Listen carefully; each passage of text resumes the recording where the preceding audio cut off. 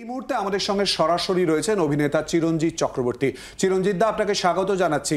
চিরঞ্জিত দা, আপনি জানেন যে ইতিমধ্যে একটা অচলাবস্থা তৈরি হয়েছে টলিপাড়ায়। কি মনে হচ্ছে কত তাড়াতাড়ি এর সমাধান সম্ভব, কি করেই বা? দুর্ভাগ্যজনক, প্রথমেই বলি সেটা একেবারে অনভিপ্রেত একটা অদ্ভুত সিচুয়েশন তৈরি হয়েছে। আমি মোটামুটি বোধহয় 45 বছর কাজ করছি সিনেমায়, তো আমি ঠিক এরকম জায়গা পাইনি নিজেদের মধ্যে প্রবলেমটা। 26টা গিল্ড আছে এখানে, নানা রকম গিল্ড আছে, সেই গিল্ডগুলো মিলে একসঙ্গে কাজ করে সবাই, একটা সহাবস্থান আছে। একদিন চলছিল সেইভাবে, কিছু কিছু হয়তো প্রবলেমস তৈরি হতো, কারুর ইন্ডিভিজুয়াল হতো, কিন্তু এখন যেটা বোঝা যাচ্ছে সেটা হচ্ছে একটা বড় রকম কিছু ভাঙন আসছে। সে ভাঙনটাকে যে করে হোক রুখতে হবে, কারণ আমাদের কন্ডিশন একটা হিন্দি ফিল্মের মতো, একটা সেন্ট্রাল ইন্ডাস্ট্রির মতো নয়, বা ইভেন সাউথের মতো নয়। বড্ড ছোট জায়গায় হাউসেস চলে গেছে। আমাদের ছিল 750-র মতো হাউস ছিল, সেটা এখন বোধহয় 40টায় চলে এসছে। তো সেটা হচ্ছে সিঙ্গল স্ক্রিন যেটা। তো সেই জন্যে এই ইন্ডাস্ট্রিটাকে তো বাঁচাতে হবে, রাখতে হবে তার ঐতিহ্যকে। সেই জন্য আমাদের সবাই মিলে বসে কিছু একটা করতে হবে। আমি জানি এখানে অনেক রকম কথা হবে, এ পক্ষের কথা থাকবে, ও পক্ষের কথা থাকবে, দুদিকেরই কথা হবে, অনেক যুক্তিতর্ক হবে হয়তো, কিন্তু অত সময় নেই আমাদের হাতে। আমাদের যেটা দরকার আছে, ছবি বন্ধ যেন না হয় সেটা দেখা, সেটা হচ্ছে প্রধান কর্তব্য আমাদের। তার জন্য সবাইকে একটুখানি কি বলবে, একটু নমনীয় হতে হবে, একটু কাছাকাছি আসতে হবে, সবার কথা ভেবে। কেউই ফেলনা নয়, সবাই প্রয়োজনীয়। প্রত্যেককে সিনেমা করতে লাগে ইটস কোঅপারেটিভ, সবাই মিলে কাজটা করে। তো সেই জন্য সেই কোঅপারেটিভটা একজনকে বাদ দিলে তো চলবে না, সবাইকে লাগবে। সেই জন্য সবাইকে একটু এগিয়ে আসতে হবে, একটুখানি একটু সহনশীল হতে হবে, একটু ধৈর্যশীল হতে হবে, করে কাজটা যেন বন্ধ না হয় এটা দেখতে হবে। তা আমার একটা সাজেশন আছে, যদি সেটা মনে হয় যে ভালো লাগছে, সেটা হয়তো হতে পারে, সেটা হচ্ছে একটু ডিসেন্ট্রালাইজ করা ব্যাপারটাকে। সেটা হচ্ছে একটা গিল্ড আমাদের আছে যেটা অত্যন্ত প্রয়োজনীয়, বহু সময় টেকনিশিয়ানদের তারা সাহায্য করে। আমাদের আর্টিস্ট ফোরাম আছে, যেখানে আর্টিস্টদের প্রবলেম হলে, পয়সা না পেলে, সেখানে গিয়ে কোথাও তো গিয়ে বলতে হবে, কেউ তো একটা কিছু ব্যবস্থা নেবে। তেমনই এখানে আমাদের সেই কাজগুলোই করে এসছে এই গিল্ডগুলো।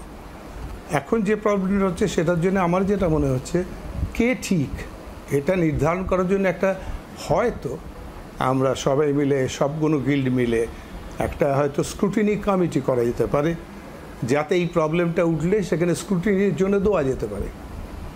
তো সেখানে তারা বসে বিচার বিবেচনা করে সব পক্ষ থেকে একসঙ্গে বসে একটা কমিটিতে যদি ডিসাইড করা যায় একটা কোনো ফর্মুলেশন, তাহলে হয়তো ভালো হতে পারে। এটা আমার একটা সাজেশন রইল আর কি। চিরঞ্জিত দা, এই মুহূর্তে আমাদের সঙ্গে স্টুডিওতে 3 রাজনৈতিক দলের প্রতিনিধি ছাড়াও পরিচালক অনিক দত্ত রয়েছেন, এবং তিনি বলছেন যে একে অপরের পরিপূরক, সেই জায়গায় যাতে সমস্যার সমাধান হয়। আপনিও যে কথা বলছেন, কিন্তু কেন বিতর্ক তৈরি হলো আপনার কি মনে হয় প্রাথমিকভাবে? না, বিতর্ক তৈরি হতেই পারে, কেন হলো? এই মুহূর্তে আমার একটা ছবি, সেটাও 3 দিন শুটিং বাকি, সেটা চলছিল শুটিং, কিন্তু সেটাও ফেডারেশন আলটিমেটলি আপত্তি করায় বন্ধ হয়ে আছে। তার জন্যে যে পয়েন্টগুলো দেওয়া হয়েছে সেটা আমি জানি, আমি এটার হয়তো সব ডিটেল পয়েন্ট জানি না অতটা, যেটুকু শুনেছি সেটাই জানি। কিন্তু একটি ছবি, সেটি প্রায় শেষ, 3 দিন বাকি, খাইবার পাস বলে একটা ছবি, ইন্টারেস্টিং ছবি খুব। তো সেই ছবিটি করছিলাম আমরা, তা হঠাৎ একদিন নির্দেশ হলো যেটা এখন বন্ধ করে দিতে হবে। তো লাস্ট 3 দিন বাকি ছিল, সেটা বন্ধ হলো। আমি জানি না সেটা কবে আবার ওপেন হবে, তবে যে কারণে এটা বন্ধ হলো সেটা যা শুনলাম আমি, সেটা হচ্ছে এইখানে যে প্রডিউসার কাজটি করছে সৌম্য, সে নাকি অন্য প্রডিউসারের সঙ্গে যুক্ত ছিল যারা বম্বের প্রডিউসার। তো সেই প্রডিউসারের সঙ্গে যুক্ত থাকার সময় কিছু ছবি, 1টা বা 2টো ছবি বোধহয়, সেটা মাঝপথে বোধহয় থেমে গেছিল। এবার বম্বের প্রডিউসার বললে ওদের কাছে অনেক চিঠি দিয়েছে, প্রচুর চিঠি দেওয়া হয়েছে ফেডারেশন থেকে, যে প্রচুর টাকা বাকি আছে, সেটা যেন পেমেন্ট করে তারা। কিন্তু সেই চিঠির কোনো উত্তর তারা দেয়নি, সেই প্রোডাকশনটা, বোমের প্রোডাকশনটি। এবং এ যেহেতু যুক্ত ছিল, সেখানে এই যে ছবিটা এখন করছে, যে খাইবার পাস, যেটাতে আমি আছি,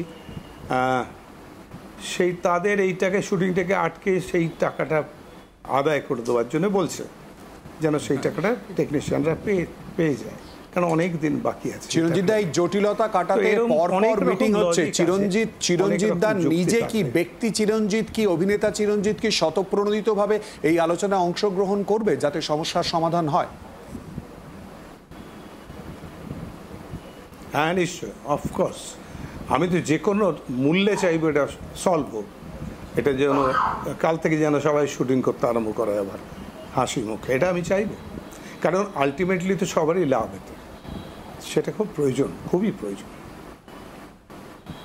ধন্যবাদ। আমরা কথা বললাম অভিনেতা চিরঞ্জিত চক্রবর্তীর সঙ্গে এবং প্রত্যেকেই একমত হচ্ছেন আলোচনায় বসুন এবং আলোচনার মাধ্যমে যাতে সমস্যার সমাধান হয় সেই বিষয়ে, সেই বার্তা যাতে বেরিয়ে আসে সেদিকেই প্রত্যেকে নজর থাকছে।